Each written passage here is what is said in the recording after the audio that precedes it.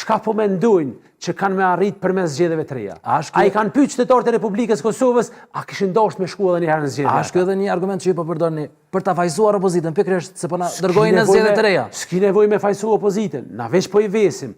Qa kanë pas zër me shku në zgjedhje? Ata kanë hup, keq kanë hup.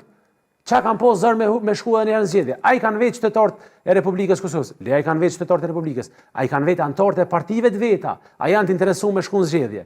Ata nuk e kanë pyet kërkën për shkak se interesi është me bloku Albin Kurtin, me ushtru ashtu siç i takon. Dhe siç e ka marrë vullnetin nga qytetarët pozitën e kryeministit të Republikës Kosovës. Dhe unë nuk kam asnjë më dyshje që krejt ky orkestrim, krejt ky plan, pas vendimit gjykatës kushtetuese, ka me marrë kuptim. Edhe qytetarët kanë me kuptu. Ka plan, ka orkestrim të këtij plani? Halo ma qartë kanë me kuptu që krejt qëllimi është pengesa, krejt qëllimi është me ndalu qeverinë e Republikës Kosovës me vepru në interes të vendit edhe të mbrojtjes së sovranitetit. Edhe këtë po thoni që u përfshi edhe presidenti Vjosa Osmani. Me ose pa vetdije, ajo është vendosur në shërbim të partive opozitore, të cilat kanë synim me bloku punën e qeverisë së Republikës Kosovës dhe jo atë në forma të kritikës, të propozimit, qysh me bo ma mirë, por se hajde të shkojmë zgjedhje veç me e irritu edhe një herë qytetarën e Republikës Kosovës, edhe mos me lënë qeverinë e Republikës Kosovës me funksionu ashtu siç takon sipas ligjit. Krejt fond, a po i konsideroni të pashmangshme zgjedhjet ju si vetëvendosje apo jo? Jo, zgjedhjet janë lehtësisht të shmangshme. Duhet vendimi i gjykatës kushtetuese, i cili duhet bazohet në nenin 82.3, i cili i mundson deputetëve edhe një herë, një afat prej 60 ditësh, ta bëjnë për zgjedhjen e një kandidati për president. Le të kenë një vullnet sa do të vogël partitë opozitore. Le ta propozojnë një emër konsensual. Edhe pastaj borra është mbi lëvizjen vetëvendosje, nëse në kandidaturën në propozimin e tyre nuk ka ndonjë të metë kandidati e cila ja pa mundson me u bë president konsensual dhe nuk e voton në këtë rast vetëvendosja.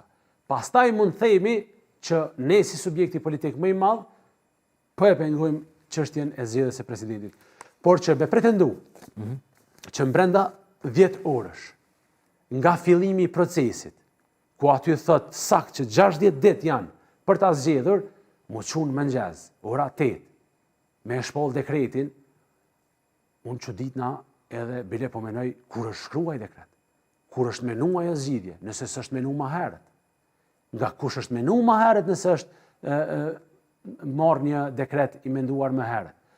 Pse pat një bashkëpundim... Dhe ju lëndën gati e patët. E dërguat më njerë. Ankesën ne kemi post qartë se në çfarë jemi thirr. Ne kemi post nenin... Shpejtin i të reguar, edhe jo, si vetëvendosi. Të paktën ne kemi post të qartë në cilin nen jemi thirr për ta bërë zgjedhjen e presidentit. Edhe Vjosa Osmani u thirrë nenin 36.2 që thot për zgjedhjen e presidentit duhet 30 ditë, brenda 30 ditëve. Me nejt Goti, Bedri Homza edhe Lumira Abdigjiku, brenda një ore me taku për me caktu datën e zgjedhjeve, kur nau deshki ka 2-3 ditë me i prit për me i taku, për me gjetë një kandidat konsensual, është e çuditshme pa kushtrim. Qysh e gjetën kohën ka shpejt? Qysh qillun për rreth kuvendit edhe me ardh ka shpejt? Në Prishtinë ka njëherë me kausin që është të vynë 3 orë me mrrit e kuvendi.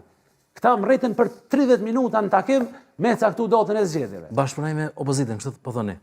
Vjosa Osmani. Aty ne po ju bjen tamam për kushtim. Ata veç fillun me propozime, jo duhet jetë i 19, jo duhet jetë i 6, i prillit, domethënë ata vetëm se i kishin të gatshme propozimet, kur ende ka kohë për t'i dhënë vendin i president, i cili në fakt nuk ka garuar këtë zgjedhje. Ne nuk kemi garuar këtë zgjedhje për me zgjedh presidentin, ne kemi garuar për me zgjedh kryeministrin e Republikës Kosovës. Ata kanë hub kushtrim, kanë hub të gjithë nga 2 herë brenda vitit. Ndoshta po shpresojnë fitore. E treta e vërteta po thotë që po mendojnë që jo del mira, po jo bre kushtrim. Qytetarët e Republikës Kosovës i një mirë bre. Ata s'kan kontroll mbi partitë e tyre, e po pretendojnë me i dhënë vendit institucione.